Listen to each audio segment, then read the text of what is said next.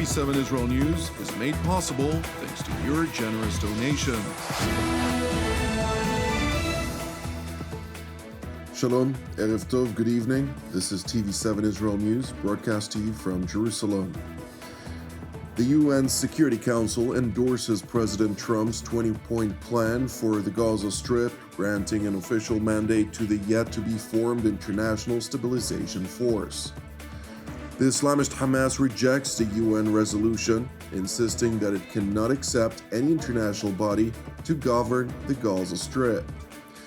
Israelis in Jerusalem are voicing outrage over prospects of Palestinian statehood.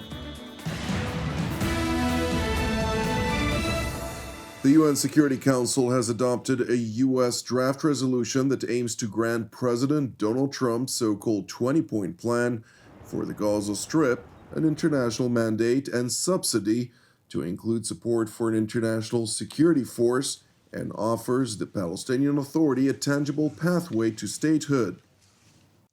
The result of the voting is as follows: 13 votes in favor, 0 votes against, 2 abstentions.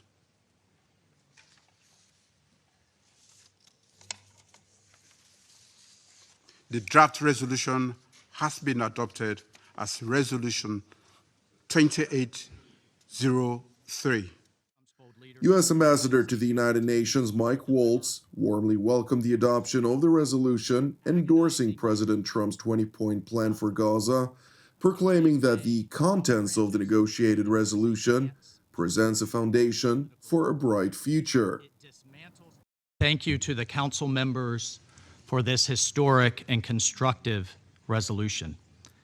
Thank you for joining us in charting a new course in the Middle East for Israelis and Palestinians and all the people of the region alike. This resolution, colleagues, is no mere paper promise, it's a lifeline. The resolution endorses a hard-won ceasefire. Today's resolution represents another significant step towards a stable Gaza that will be able to prosper and an environment that will allow Israel to live in security. This resolution today is just the beginning. An adoption of resolution today demonstrates the overwhelming support for the President's vision for a stable Gaza where Palestinians determine their own destiny, free from terrorist rule and violence. With regard to Palestinian statehood, Ambassador Waltz underlined the vital necessity for the Palestinian Authority to reform from its deep-rooted corruption and support for terror before any notion of statehood can be genuinely addressed. Per the carefully negotiated language in the 20-point plan, this resolution charts a possible pathway for Palestinian self-determination after the Palestinian Authority has completed the necessary reforms, where rockets will give way to olive branches and there is a chance to agree on a political horizon. It dismantles Hamas's grip. It ensures Gaza rises free from terror's shadow, prosperous and secure. Russia and China were the only members that abstained from the vote, a decision derived from Moscow and Beijing's policy to refuse granting the United States any type of support or legitimacy within international fora. In essence, the Council is giving its blessing to a U.S. initiative on the basis of Washington's promises, giving complete control over the Gaza Strip to the Board of Peace and the ISF, the modalities of which we know nothing about so far. For Jerusalem, the U.S. draft resolution provided for additional enforcement to guarantee that the Islamist Hamas terror organization will not have a future in the Gaza Strip, from which it could threaten the state of Israel. The UN Security Council adopted America's resolution to deploy international forces in the Gaza Strip. The decision also clearly states the demand for Hamas to disarm. Similar to our determination to return all of the hostages back home, we will display the same determination to guarantee that Hamas is disarmed. We will not halt or silence until Hamas will cease to be a threat to the state of Israel. Meanwhile, in Gaza, the Islamist Hamas deplored the adoption of UN Security Council Resolution 2803, insisting, despite support from its patrons, Qatar and Turkey, that it effectively adopts Israel's narrative vis-à-vis the Gaza Strip. This resolution fully adopts the Israeli position and completely ignores the Palestinian position and the interests of our Palestinian people here in the Gaza Strip. Netanyahu does not want to continue with the ceasefire agreement, but rather wants to impose his vision on the Gaza Strip and the entire region. We reiterate our rejection of the Security Council's resolution concerning the Gaza Strip and its future, as it undermines the unity of the Palestinian political system, imposes a new trusteeship on the people of the Strip, and finds forces to replace the occupation. What is needed is a position and a resolution from the Security Council on ending the war on the Gaza Strip, preventing the occupation from resuming this war, allowing the entry of aid, and providing a political path leading to an independent Palestinian state. The Islamist Hamas is evidently under the impression that it can maneuver out of demilitarization. However, Israel maintains its unrelenting resolve to ensure that Hamas is disarmed either the easy way or the hard way. Israel will continue to uphold our side of the ceasefire and the 20-point plan. Hamas will be disarmed with no exceptions. Gaza will be demilitarized, and there will be no future for Hamas inside of the Gaza Strip. Israel will maintain overall security control of the Gaza Strip, and we will act on any threat to our people and our soldiers.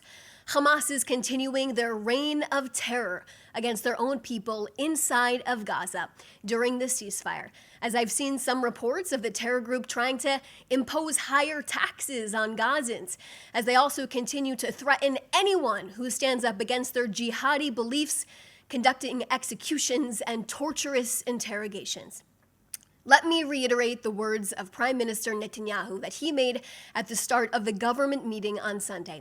Gaza will be demilitarized and Hamas will be disarmed. Either this will happen the easy way or the hard way.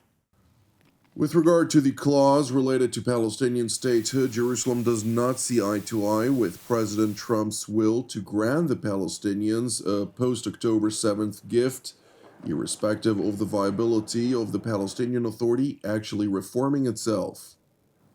Now, in terms of a Palestinian state, our opposition towards one stands firm, valid, and has not changed one bit. The Prime Minister has stood strong on this for decades and has prevented the creation of a terror state, all while facing tremendous pressure both domestically and from abroad. For those that are recognizing a Palestinian state after October 7th, and currently, as our people, our hostages are still being held captive in the Gaza Strip, you are rewarding terror with an enormous prize. We will not allow a launching pad for terror to be located next to the Jewish state, the only Jewish state in the world, with its goal to annihilate Jews and the state of Israel. It is worth pointing out that the Palestinian Authority itself knows full well that reforming its institutions is near impossible. Therefore, in statements by Palestinian Authority officials, there is clearly an attempt to welcome the resolution on the one hand, while on the other, to question whether it can be contested. But it means that there are other issues that we need to tackle. It means we need to ensure that this is governed by international law, that it's not divorced from the New York Declaration, that it truly embodies the issue of self-determination. Meanwhile, for Israelis, the notion of granting Palestinian statehood after the atrocities which the Islamist Hamas and its affiliated terror groups perpetrated against the residents of southern Israel in October 7th of 2023 is deeply troubling. My son Yakir Hexter was killed in Khan Yunis by Hamas terrorists on January 8th, 2024, protecting innocent Israeli citizens. So the decision at the UN is supporting a terrorist state, and all of the Israeli soldiers who are protecting innocent people died for the free world and to combat evil. there is no, the Palestinian state is masquerading as a state. It's a terrorist state, and it's a terror organization. If the Palestinians do follow the guidelines in the 20-point peace plan, I think that Israel would be happy to attempt to try to make things work.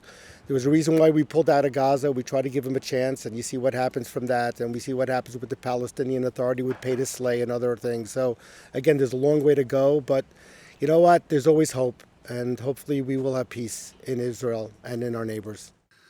It is important to point out that President Donald Trump had repeatedly insinuated since first unveiling his 20-point initiative for the Gaza Strip that his overall plan is much bigger than Hamas, the Palestinian Authority, or even the Palestinian question at large, since the Trump administration's intentions to realize peace in the Middle East as a whole relates to its global grand strategy, which aims to tackle challenges and threats emanating out of strategic power competition. Thank you for watching TV7 Israel News.